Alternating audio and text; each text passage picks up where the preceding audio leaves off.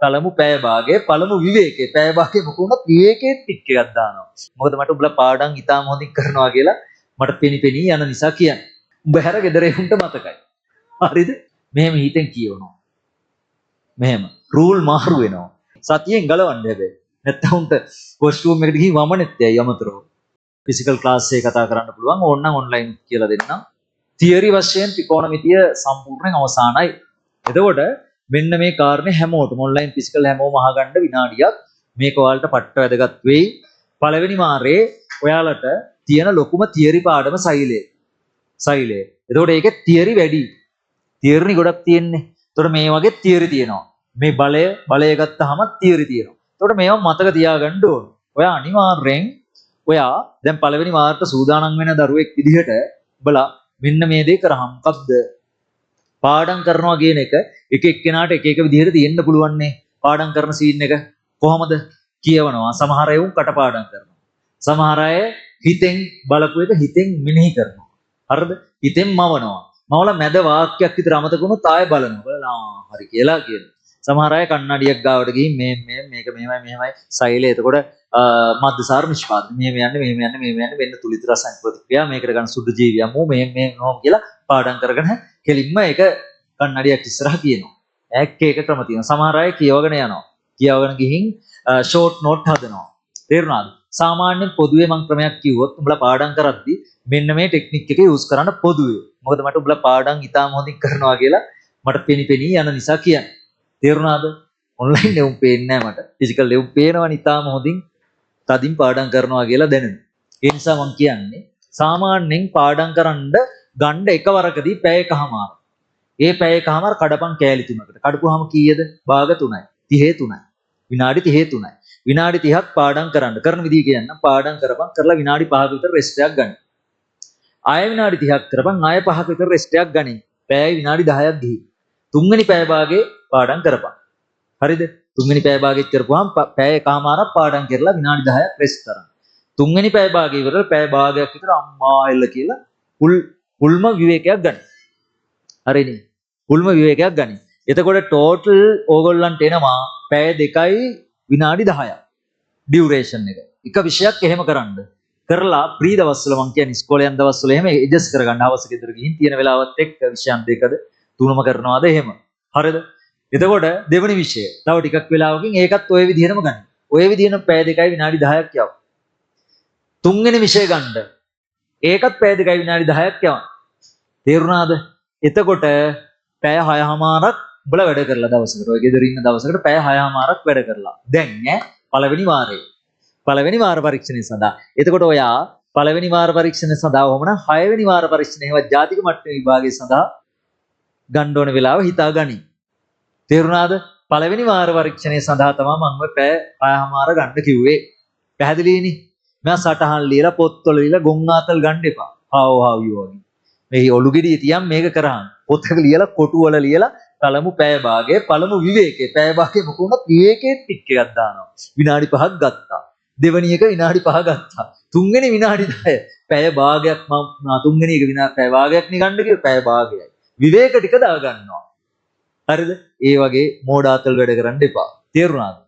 මං කියවනේ අර අනුම්මතය යැපෙන්න එපා තමුන් වයන් කියලා. රයිට්. ඊට පස්සේ දැන් අර පැය භාග ගෙවන විදිය. දැන් විනාඩි 5 ගන්න විදිය ටික් දා ගන්නවනේ උඹලා ගන්නවා එක්ක විනාඩි 5 ඉන්ටර්වල් ගන්නවා. ඒව මං කියන්න දෙයක් නැහැ. ඒවා ගන්නවා විවිධාකාරයෙන්.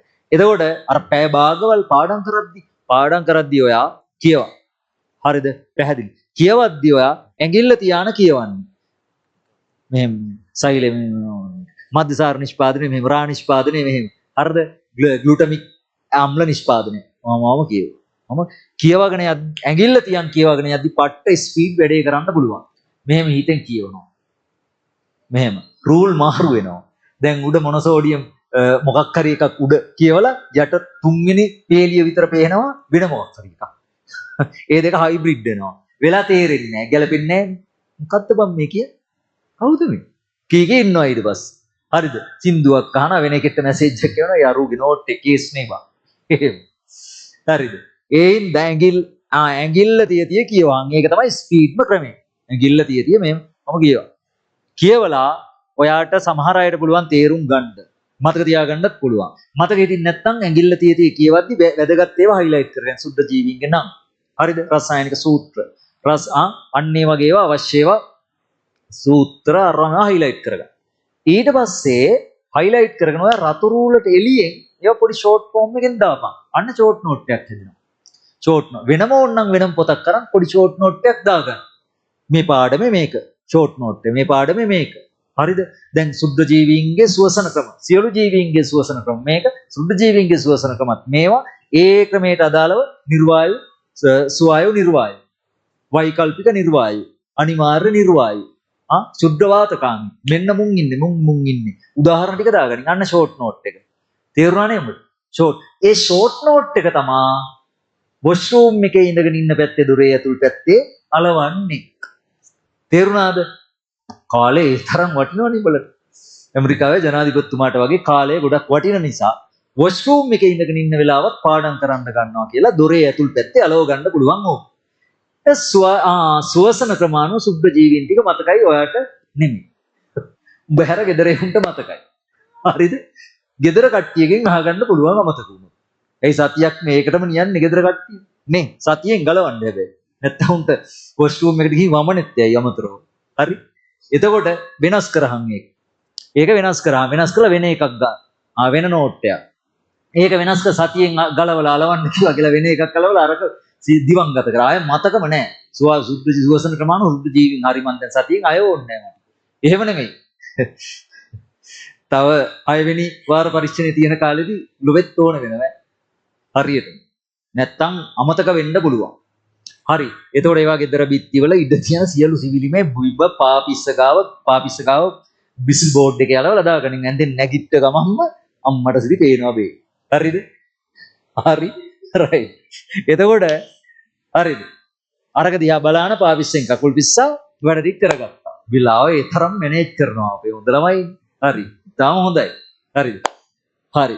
එතකොට කොහොම හරි ඔය ෂෝට් නෝට් එකක් හදාගන්න. එතකොට පාඩම් කරන්නේ එහෙමයි. කියවනවා ඇඟිල්ල තියාගෙන වැදගත් ඒවා හයිලයිට් කරනවා, ටික් එකක් දා ගන්නවා, පොඩි ෂෝට් නෝට් එකක් ගන්නවා. ඔන්න ඔය විදියට. එතකොට මතක තියාගන්න ඒ ඔයා ගන්න ෂෝට් නෝට් එක හරි හයිලයිට් කරපු තැන් හරි දින 3න් 3ට ඔබ කියවන්න ඕන. දින 3න් එක දිගට පැය භාගයව 3යි වැඩ කරන්නේ. පැය 2යි ෆුල් පැය භාගයක් රෙස්ට් එකක් ගනින්. ඊට පස්සේ පැය 5ක් කර රෙස්ට් එකක් ගනින්. කැමැති විදියක් දවසේ වෙලාව තියෙනවා නම් ඊළඟ පැය භාගය 3 ගන්න ඊළඟ විෂයට. එක විෂයක් කරන්නත් එපා පුල් නිමාඩු දවස්වල. හරි එපා වෙනවා. එතකොට මේ ෂෝට් නෝට් ඔයාලා එහෙම බලලා ගන්න ඒවා දවස් 3න් 3ට බලන්න ඕනේ. ඒ කියන්නේ දැන් අද ෂෝට් නෝට් එක ගත්තම දවස් 3කින් අමතක වෙන්න ඇරලා බලන්න. අමතක වෙන්නලා බලන්න තනියෙන් කල්පනා කරලා ෂෝට් නෝට් එක දාගන්න බලන්න. මැද කැල්ල මතක නැහැ. ටක් ගාලා බැලුවා ෂෝට් නෝට් එක දැම්ම. ඔයා පළවෙනි දවසේ බලලා ෂෝට් නෝට් එක හදද්දී ඔයා ඉගෙන ගන්න දෙයින් 125ක් ඔයාට එනවලු ඔය. ඊළඟට දවස් 3කින් බලද්දී තව 125ක් ඇවිදින් 50ක් එනවා ඉගෙන ගත්ත එකකින්. ආයි දවස් 3කින් බලපන්. තව 25ක් ඇවිදින් 75ක් එනවා. ආයි දවස් 3කින් බලපන්. ඉගෙන ගත්ත 100 වෙනවා මාසයක් යද්දි. සති 4කදී. පැහැදිලිද? එතකොට පළවෙනි සතියේ ඉගෙන ගත්ත ඒවා ඒ මාසේ අග සතිය වෙද්දි 100%ක් ඇවි. දෙවෙනි සතියේ ඉගෙන ගත්ත ඒවා ඒ මාසේ සති 3යි ඊළඟ මාසේ සතියකුයි යද්දි ඇවි. එහෙම යනවා. ගියාම අන්තිමටම ජූලි මාසේ වෙනකන් උගන්නන ඒවා තියෙනවනේ තියරි කොටස්. අන්තිම එකම කරන්න කාලයක් නැහැ. විභාග කාලෙත් තමයි බලන්න වෙන්නේ. ඒ නිසා අපේ පන්තියේකට තියෙන සොලියුෂන් එක තමයි උඹලට ওই ක්‍රමයේ අනුගමනය කරන හොඳ ළමයි වශයෙන් මම විශ්වාස කරන නිසා මාස කිහිපයකට කලින් තියරි අවසන් කරනවා. මාස කිහිපයකට කලින් මගේ පාඩම් 25 සමස්ත තියරි අවසන් කරනවා. එතකොට ඔය කිව්ව ක්‍රමයට හොඳට මේක ඉවර කරලා හොඳටම කල් තියෙනවා. පැහැදිලි? හරි. මොකද දැන් මාස කිහිපයක් ගෙවුණු නිසා තමයි ඔය කාරණේ මතක් කරේ. එතකොට ඔයා මතක තියාගන්නේ දවස් 3කට සැරයක් 4 පාරක් කියවීමේදී යමක් ඔබගේ දීර්ඝකාලීන මතකයට යනවා. මාසයක් තුල. සති 4ක් ගැනීම තුල දීර්ඝකාලීන මතකයට යනවා. බොහෝ ඒවා යනවා. ආයාමතකුණුත් අය පොඩ්ඩක් රිඩියුස් පාරක් දාන්න. ඔහොම එනවා. එක විෂයයක මෙහෙම එනවා. තව විෂයක් මෙහෙම එනවා. අනිකත් මෙහෙම එනවා. 3ක් එනවා. එතකොට ඔය 3 කිසි බයක් නැතුව පීඩාවක් නැතුව ඔයාලට ওই විදිහට කරගත්තොත් මැච් එකක් ගහන්න පුළුවන්. පාඩම් කිරීම විභාගයට කිට්ටු වෙලා දින 60 ප්ලෑන් එක කියලා ගොන් ආතල් දෙන්නේ නැතුව මේ කලින් වෙලාව තියෙන කාලෙදි මම කිව්වේ ඉතා හොඳින් කල් වේල ඇතුව පාඩම් කරගන්න සූදානම් වෙන ක්‍රමවේදය තමයි ඔය කිව්වේ. එතකොට කොටු කපන්න, කොටු කොළ අරවා මේවා මොනවත් බයිලා ඕනේ නැහැ. තමුන්ගේ කැමැත්ත තමයි තමුන්ගේ ටයිම් ටේබල් එක. උඹ ආස වෙලාව ඔබේ ටයිම් ටේබල් එක. ආස නැති වෙලාවල එපා. ආස වෙලාව. රෑද, පාන්දරද, දවල්ද, පාන්දර තමයි සෙට් වෙන්නේ. ඒ ගොන් ආතල් එපා. ඔයාට සෙට් වෙන වෙලාව මොකද්ද? ඒක තමයි හොඳ වෙලාව. ඒ වෙලාව අරන් මැච් එක ගහගන්න හැම වෙලාවක්ම පුළුවන් තරම් බස් එකේ ගෙදර යද්දිත් අද ඉගෙන ගත්ත ඒවා පොඩ්ඩක් ඔළුවෙන් විනාඩි 5-10ක් පොඩ්ඩක් බලන්න බලපන්. එතකොට පොඩ්ඩක් රීෆ්‍රෙෂ් වෙනවා.